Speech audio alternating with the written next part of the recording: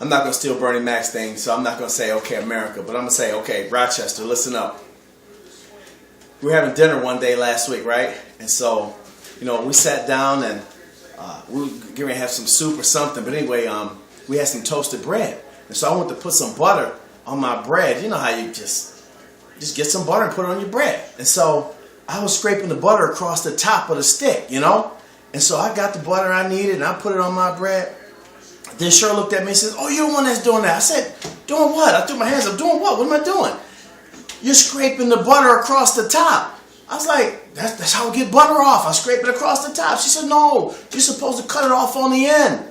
Like, what am I cut it off on the end for? She says, because if I have to bake something, instead of it being a whole stick of margarine, because you shave it off the top, it's not a whole stick. So if I want to get a quarter, I can't get a whole quarter because you shaved it off the top.